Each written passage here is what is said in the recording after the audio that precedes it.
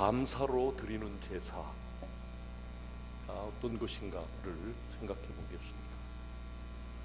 우리들은 어려서 제사 드리는 모습을 많이 보아왔습니다. 그때 본 기억으로 제사는 보통 정성으로 드려지는 것이 아니었습니다. 제사 음식을 준비하는 여인네들은 새벽에 산속에 들어가서 정한 수, 정결한 샘에서 그 추운데도 목욕 재개하고 내려와서 제사 음식을 준비했습니다. 제사는 정해진 시간에 드려야 하므로 시간을 정확하게 맞추고 온 가족이 한 사람도 빠짐없이 참여해야만 했습니다. 그리고 차려지는 제사 음식은 자신들의 형편에 맞지 않을 정도로 최고로 그리고 정성껏 준비해서 드려졌습니다. 우리가 사는 남도에는 바다를 끼고 있어서 미신 숭배가 많았습니다. 이제 사진 한 장을 보여드리겠습니다. 선앙당 제사 그리고 정성껏 준비되곤 하였습니다. 지금 화면에는 없는데 제일 위에가 완도, 넙도, 방충리 선앙당 제사 제물이라고 써져 있습니다. 친구가 사진을 찍어서 보내줘서 그 동네가 제가 난 고향이거든요. 근데 지금도 거기 있는 선배의 이야기로는 우리나라 마을 단위로 가장 부유하게 사는 마을이랍니다. 김밥을 많이 해서 전복 양식을 많이 해서 그래서 돈이 많아서 그런지 선앙당 제사에 저런 황소를 잡는답니다. 또 한 번은 진도 지역 복음화를 위해서 우리 교회가 전체가 가서 한번 그 찬양을 하고 또 진도 군에 있는 모든 성도들을 모아놓고 집회를 한 적이 있습니다. 그 전에 제가 이틀 전에 답사를 갔습니다. 그런데 진도 군 예술회관에서 우리가 모일 거였는데 거기에서 진도 씻김굿을 준비하는 준비 모습을 제가 보았습니다. 저를 인도한 목사님이 우리가 다음에 얼마 후에 진도 복음화를 위해서 집회를 할 텐데 목사님 눈에 저것을 보여주는 것은 매우 의미가 있습니다. 이렇게 이야기를 하더라고요. 사람들이 무당과 함께 굿을 준비하고 있었습니다. 사람들이 굿을 할 때도 보면 그 정성과 준비가 보통이 아님을 보았습니다. 오색 찬란한 띠를 천정에서 달아내리고 그리고 하얀 창호지에 교묘하게 오린 사슬들을 이곳저곳에다 달았습니다. 신을 위하여 차려지는 제사상과 자신들을 위하여 차리는 밥상을 비교해보면 제사상과 밥상은 비교할 수 없을 만큼 달랐습니다. 그래서 사람들은 잘 차려진 밥상을 볼 때 누구 제삿날인가? 라고 그렇게 말을 하곤 하지요. 우리 그리스도인들은 제사를 예배라고 부릅니다. 구약 시대에는 예배라는 말을 쓰지 않고 제사라고 불렀습니다. 구약의 제사도 미신을 섬기는 사람들 못지않게 정성껏 잘 준비되었습니다. 하나님께 제사 드리기 위해 1년에 한 번은 꼭 예루살렘을 방문해서 드려야만 했습니다. 최선의 정성을 다해서 이스라엘 민족은 하나님께 제사했습니다. 그런데 요즘 우리들의 예배에서 그와 같은 제사의 정성을 찾아보기가 어렵다는 것입니다. 요즘 우리의 예배와 우리의 살림살이를 비교해보면 우리의 살림살이에 대한 정성이 예배에 대한 정성을 훨씬 앞서가고 있다고 생각이 듭니다. 저는 어려서부터 우리 아버지의 피를 받아서 그런지 기계를 좋아하고 공구를 좋아합니다. 지금도 공구상에 가면은 하루 종일 거기서 놀으라고 그래도 이것저것 보고 놉니다. 월급을 받게 되었을 때 제일 먼저 갖고 싶었던 것이 대우 프로세서였습니다. 아마 목포에서 제일 먼저 지금 같으면 컴퓨터거든요. 이런 뭐 다른 컴퓨터 기능은 없고 이 한글 자판, 이 문서 작성하는 워드 프로세서를 갖고 싶었습니다. 개척교회를 섬기는 전도회사의 생활 수준으로는 이것을 산다는 것이 쉽지 않은 때였습니다. 아마 1980년 86년에 제가 목포에 왔으니까 아마 1, 2년 후 한 7, 8년 전에 그랬을 것입니다. 그러나 정말 그것을 갖고 싶어 하는 마음이 간절하니 결국 어려운 가운데도 워드 프로세서를 사게 되었습니다. 제 당시 월급이 20만 원이 못 되었습니다. 전도사 월급이. 그런데 워드 프로세서 값은 60만 원이나 했습니다. 그것을 장만하고는 얼마나 좋았는지 모릅니다. 너무너무 좋았습니다. 교사 일적에는 처음 난 큰 아이를 얻었는데 그 아이의 어릴 적 모습을 사진 찍어주기 위해서 카메라도 하나 샀습니다. 그런데 그 카메라 값이 한 달 교사의 월급을 훌쩍 넘어섰습니다. 카메라도 제 한 달 월급을 넘는 것이니 만만치 않았지만 그 사례비보다 3배나 비싼 워드 프로세서를 산 것은 거의 미친 짓에 가까웠습니다. 그런데 이렇게 계산이 잘 되지 않는 무모한 생활을 저만 하는 것이 아니라 우리나라 사람들 대부분이 그러고 있다는 것입니다. 요즘도 자기 한 달 정도의 월급을 줘야만 살 수 있는 고가의 물건들을 사서 보유하고 있는 것들을 봅니다. 몇 달치 월급을 줘야만 살 수 있는 것도 정말로 욕심을 내면 결국은 돈을 모아서 아낌없이 그것을 삽니다. 아니, 요즘은 모아서 사는 것이 아니라 카드나 대출로 또는 할부로 구입합니다. 집을 장만하는 것은 예나 지금이나 똑같이 어렵습니다. 계산으로 하면 자기 월급을 한 푼도 모아 쓰지 않고 10년 아니면 20년을 모아야 살 수 있는 집을 신기하게도 장만하여 살고 있습니다. 물론 그렇지 못한 사람들도 많이 있지만 제가 말한 대로 사는 사람들도 만만치 않게 많습니다. 오늘 우리들의 씀씀이가 많이 커졌습니다. 어느 날 텔레비전을 보니까 요즘도 인터넷 뉴스에 나왔습니다마는 아동복들 중에 소위 명품 아동복은 보통 100만 원, 비싸게는 200만 원, 300만 원 넘는 것들이 있답니다.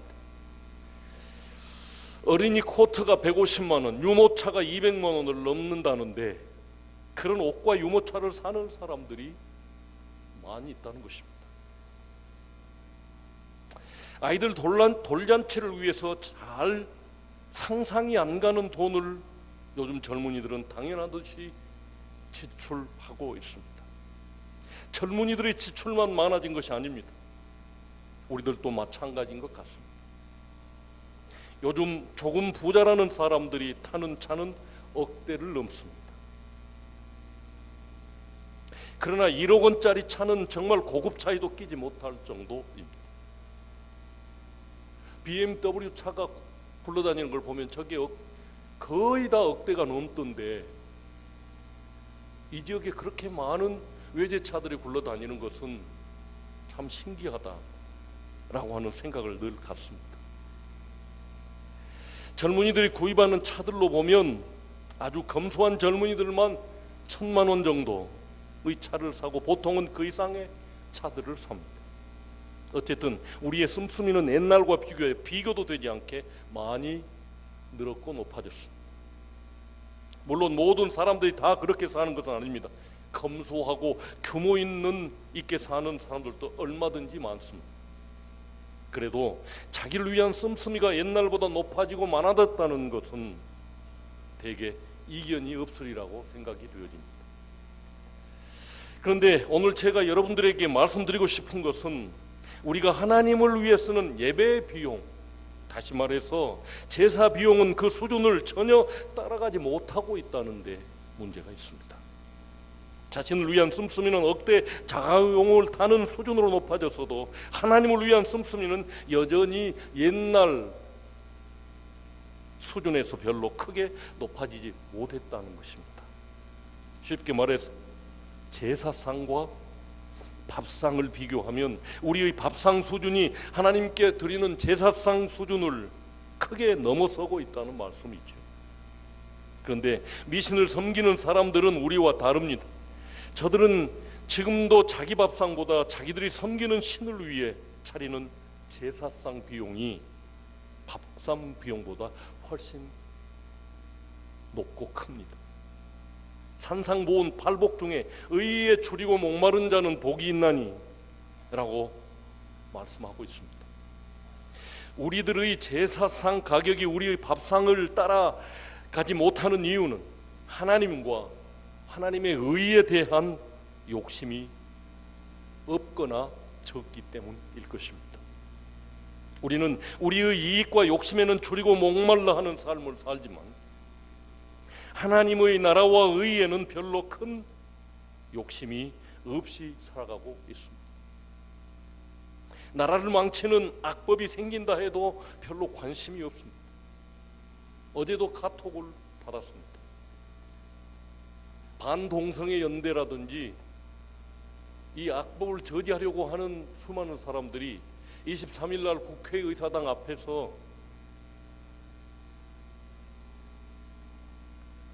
기자회견을 갖는다고. 그날 그것이 결정될 상황이기 때문에 강하게 그들을 압박하지 않으면 그 악법이 재정도비 되버릴 수 있다고, 가능하면 참여해 주십사고 카톡이 왔습니다.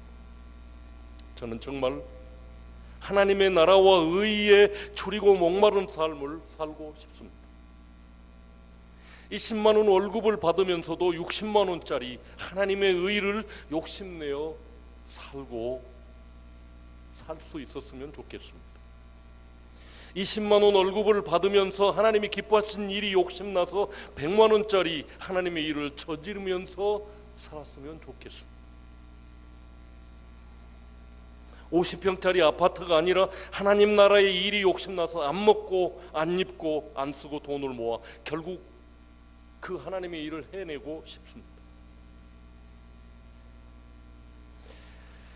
저는 정말 그런 삶을 살고 싶습니다. 이렇게 이야기하면 오해하는 사람들이 있더라고요. 하나님은 꼭 250만 원짜리 카메라만 좋아하시고 300만 원짜리 노트북 컴퓨터를 기뻐하시는가? 50평 아파트를 드려야만 좋아하시느냐고 말할 수 있습니다. 예수님은 과부의 엽전 2푼을 귀하게 보시는 분이 아니냐고 반문할 수 있습니다. 맞습니다. 주님, 곧 우리 하나님은 정말로 그러신 분이십니다. 그러나 제가 오늘 시비를 거는 것은 과부의 엽전 2푼이 아닙니다. 제가 오늘 시비를 거는 것은 부자의 엽전 2푼입니다. 성경 어디에도 부자의 엽전 2푼을 귀하다고 말씀하신 곳이 없습니다. 어떤 목사님이 이런 글을 얼마 전에 인터넷 공간에 올렸습니다. 제법 많은 댓글이 달렸는데 그 중에 눈에 띄는 댓글 하나가 있었습니다. 어느 젊은 목사님이 그럼 몇 억짜리 아파트 팔고 몇 천짜리 아파트로 가고 남은 돈은 하나님 나라를 위해 구제사에게 쓰시도록 하면 되겠네요. 내가 가질 것 다 가지고 다 누릴 것 누리며 어찌 그렇게 살 수 있겠습니까?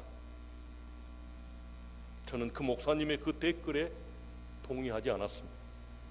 의에 줄이고 목마른 사람은 다 작은 아파트에서 살아야만 하는가에 대해서 저는 생각이 다릅니다. 다윗은 하나님을 위하여 성전을 짓고 싶어 했습니다. 그 이유가 자기는 궁궐에 사는데 우리 하나님의 저는 장막에 있는 것이었습니다. 그래서 다윗은 하나님을 위한 성전 건축을 위하여 정말 자신의 최선을 다해서 준비했습니다. 성전은 솔로몬이 지었지만 그 준비는 다윗이 거의 다 했다고 보여집니다. 하나님은 좋은 것을 드리고 싶어 했던 다윗의 진심이 아들 솔로몬이 완성했던 예루살렘 성전에 그 그대로 담기게 했습니다. 정말 아름다운 성전이 지어졌어요. 그러나 다윗도 여전히 아름다운 궁궐에 살았습니다. 다윗이 하나님이 장막에 거하는, 텐트에 거하는 것을 좋아하지 않았던 것처럼 하나님도 다윗이 장막에 사는 것을 좋아하지 않으셨습니다. 제가 말씀드리려고 하는 것은 쉽게 말해서 다윗의 마음으로 하나님을 생각하고 섬기자는 것입니다. 하나님께서 베풀어 주신 것으로 내가 좋은 집에 살고 내가 좋은 것을 소유하고 누리면서 살 때 다윗처럼 하나님을 생각하고 하나님께 대한 감사를 제사처럼 드리면서 살자라는 것입니다. 다시 말씀드리겠습니다. 우리가 잘 먹고 잘 살 때 다윗처럼 하나님을 생각하고 하나님께 대한 감사를 제사처럼 드리자.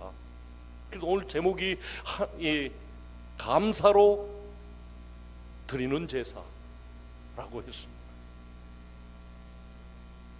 하나님께서 베풀어진 것으로 내가 잘 먹고 잘 살 때 정말 가슴속 깊이에서 흘러나오는 우리 입에 감사가, 진정한 감사가 열려 있어야 되겠다 하는 것입니다. 오늘은 추수감사주일입니다. 추수감사주일을 맞이해도 우리의 마음에는 솔직히 별다른 감동이 없는 것 같습니다. 그냥 매년 찾아오는 절기일 뿐이라 평소와 별반 다르게 느끼지 않은 것이 문제가 아닐까 싶습니다. 그러나 저는 여기 앉아서 늦게나마 이 예물들을 가지고 하나님 앞에 찾아오는 모습들이 얼마나 귀한지, 추수가 전부는 아니지만 그래도 이 세상에서 우리나라 사람들만큼 많은 복을 받은 나라와 사람들이 없다고 생각되어집니다. 불과 5, 60년 전에 우리는 지금 우리가 돕고 섬기려고 하는 아프리카 사람들만큼이나 가난했는데 지금 우리는 상상도 못할 여건과 환경 속에서 살고 있습니다. 우리는 참 가깝지만 안타까운 비교 대상을 가지고 있습니다. 흰 쌀밥에 소고기국을 먹는 것이 국가적인 목표였습니다. 할아버지 김일성이 그 목표를 세웠는데 김정일도 그 목표를 달성하지 못했고 김정은 때 와서는 더 나빠졌습니다. 흰 쌀밥에 소고기국. 우리는 언제든지 먹고 싶으면 먹을 수 있는. 트럼프도 와서 이야기했습니다. 같이 출발했지만 북한보다 남한은 40배나 경제력이 높고 크다.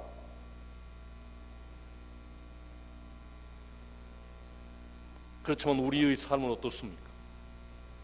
어느 나라가 우리나라 사람들만큼 잘 먹고 살까요? 며칠 전 파문점 부근 JS에 의해서 남한으로 귀순한 북한군 하사 한 사람이 있었습니다. 주치의 브리핑 중에 눈에 띄는 기사가 있었습니다. 총을 5발이나 몸에 맞았는데 이 골반에 2개가 맞았더라고요. 그래가지고 아마 대장이 상한 것 같습니다.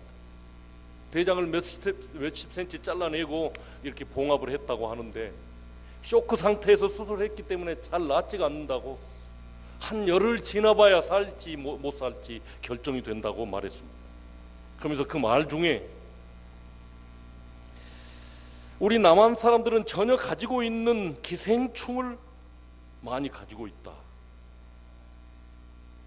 라고 말을 하고 있었습니다.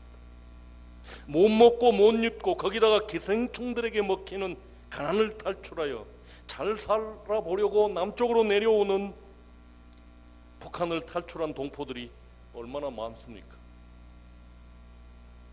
남한에 와서 정착을 하고 있는 한 가족이 돈을 모아서 아마 브로커들하고 연결해가지고 북한에 있는 식구들을 탈출시켰는데 중국 공안에 잡혔습니다. 그리고 5명이 북송되었습니다. 가면 알잖아요. 그 사람들이 가면 어떤 벌을 받는다는 걸 우리는 들어서 알잖아요. 거기에 우리 정부는 없었다고, 그것을 막아내지 못했다고 발을 동동 구르는 그 기사가 나와 있는 것을 보았습니다. 그런데도 우리는 하나님께서 주신 이 큰 복을 감사할 줄 모릅니다. 지금 우리가 누리고 있는 것들이 다 하나님의 은혜요, 하나님의 복주심이라는 것을 잘 느끼지 못하고 있는 것 같습니다. 그 하나님의 은혜와 복 때문에 우리는 우리를 위해 상상치도 못했던 복을 누리면서 살아가고 있는데, 하나님께 대해서는 여전히 변변치 못한 제사상을 차려드린다면 그건 또한 하나님 앞에 얼마나 부끄러운 일입니까? 많은 것을 드리라는 이야기가 아니고 감사를 제사로 드리자라고 하는 것입니다. 사랑하는 교우 여러분, 오늘 하나님은 성경 본문의 말씀을 통하여 감사로 제사를 드리는 자라고 표현하고 있습니다. 앞에서도 말씀드렸지만 믿지 않는 사람들도 제사상은 자기 밥상보다 훨씬 정성껏 준비해서 드립니다. 오늘도 하나님은 감사를 제사로 드리는 사람이 그리우신 것 같습니다. 그런 사람을 찾기가 어려워서 하나님이 외로우신 것 같습니다. 조금은 섭섭하신 것 같습니다. 저도 이제 나이가 60으로 훨씬 넘겼습니다. 제 남은 생의 구체적인 목표를 저는 감사로 제사를 드리는 사람으로 살고 싶습니다. 지금까지는 내 삶의 욕심을 덧칠하며 살아왔다면 이제 욕심을 하나님께 두고 살고 싶습니다. 남은 여생은 하나님의 일과 하나님의 영광을 위해 욕심을 부리며 살고 싶습니다. 하나님께 옷값을 깨트려 값비싼 향유를 쏟아 부었던 성녀 막달라 마리아처럼 살아가고 싶습니다. 여러분들도 저와 같은 소원을 가지고 감사로 제사를 드리면서 살아갔으면 좋겠습니다. 감사로 제사를 드리는 자가 하나님을 영화롭게 하나니 그 행위를 옳게 하는 자에게 내가 하나님의 구원을 보이리라. 기도하겠습니다. 거룩하신 아버지 하나님, 은혜를 감사합니다. 아버지 하나님, 입술로만 감사할 것이 아니라 우리의 마음으로, 우리의 손으로, 우리의 발로 감사하게 하여 주옵소서. 나를 풍성하게 해주신 하나님의 은혜를 감사한다면 나보다 못한 가난한 사람들을 지향해야, 그들을 살펴보고 그들을 돌봐줘야 진짜 감사자가 아닐까 싶습니다. 우리나라 사람들에게는 가난하고 핍절한 사람이 하나도 없도록 우리 서로 나서서 그들을 돕고 섬기며 사랑하게 하여 주옵소서. IMF 이후 빈부격차는 더욱 심해지고 금수저와 흑수저가 나뉘었다고 합니다. 도저히 흑수저가 금수저 될 수 있는 길이 막혔다고, 대표적으로 사법시험도 없어졌다고 다들 푸념하고 있습니다. 그러나 하나님의 은혜로 우리의 마음이 풍성해지게 하옵소서.